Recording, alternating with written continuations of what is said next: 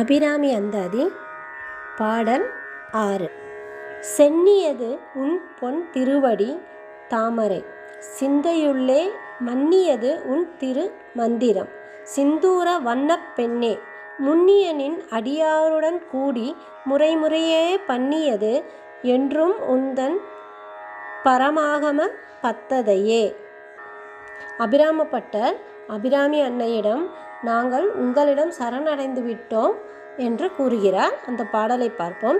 சென்னியது உன் பொன் திருவடி தாமரை, சிந்தையுள்ளே மன்னியது உன் திரு மந்திரம். அதாவது அபிராமி அன்னையின் திருவடி தாமரை நாம் தலை வணங்குகின்றோம், தலை குனிந்து அவளுடைய திருவடியை நாம் தொழுகின்றோம். அப்படி நாம் தொழும் பொழுது நம் சிந்தையுள்ளே மன்னியது உன் திருமந்திரம். நம் சிந்தையுள்ளே, நம் மனதினுள்ளே யாரை நினைத்து கொண்டிருக்கின்றோம்?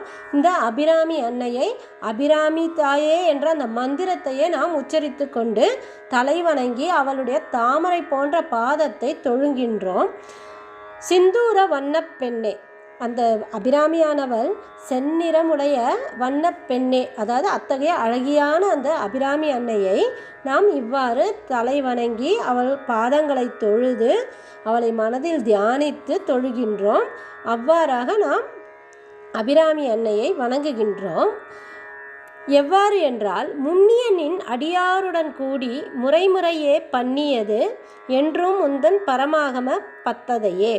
அதாவது அடியடியாக வந்த அடியார்கள் இருக்கிறார்கள் அல்லவா, அபிராமி அன்னையை தொழுது கொண்டே இருக்கும் அந்த அடியார்களை பார்த்து அவர்கள் பக்தியை எவ்வாறு செய்கிறார்கள் என்று பார்த்து அவர்களிடமிருந்து நாம் பக்தியை அறிந்து ஞானம் பெற்று, அதாவது அடியவர்கள் மூலமாக முன்னியனின் அடியாருடன் அவர்களுடன் சேர்ந்து நாம் நல்லவர்களுடன் சேரும் பொழுது நன்மைகள் எல்லாம் நமக்கும் வந்து சேரும், நல்ல குணங்கள் வந்து சேரும். அத்தகையவாறு நாம் அபிராமி அன்னையின் அடியாருடன் சேரும்போது அபிராமி அன்னையின் பக்தியும் நமக்கு வந்து சேர்ந்து முறைமுறையே அவர்கள், அதாவது எப்படி முறையாக நாம் பக்தி செய்ய வேண்டும் அபிராமி அன்னையே என்பதெல்லாம் அவர்களுடன் கூடி நாம் அறிந்து கொண்டு நாம் அதை அந்த பக்தியை பண்ணுகின்றோம்.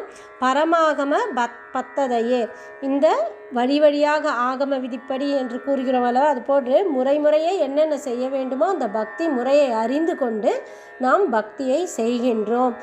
அபிராமி அன்னை நமக்கு இவ்வாறாக நாம் பக்தி செய்யும் பொழுது அபிராமி அன்னை நமக்கு அருள் புரிவாள் என்று அபிராமப்பட்டர் வணங்குகிறார். நாமும் இந்த பதிகத்தை கூறி அபிராமி அன்னையை பக்தி செய்யும் பொழுது நமக்கும் நன்மைகள் எல்லாம் வந்து சேரும். இந்த பாடலை பாடும் பொழுது மந்திர சித்தி பெற முடியும் என்று கூறப்படுகிறது. அதாவது நாம் இதுவரை எந்த மந்திரங்களை உச்சரித்து கொண்டே இருந்தாலும் அது சித்தி பெறுவதற்கு இந்த பதிகத்தை பாடினால் நம் இதுவரை செய்திருந்த அந்த மந்திர உச்சாடனங்கள் எல்லாம் சித்தி பெறும் என்று கூறப்படுகிறது. மீண்டும் இந்த பாடலை பார்ப்போம். சென்னியது உன் பொன் திருவடி தாமரை, சிந்தையுள்ளே மன்னியது உன் திருமந்திரம். சிந்தூர வண்ணப் பெண்ணே, முன்னியனின் அடியாருடன் கூடி முறைமுறையே பண்ணியது என்றும் உந்தன் பரமாகம பத்ததையே.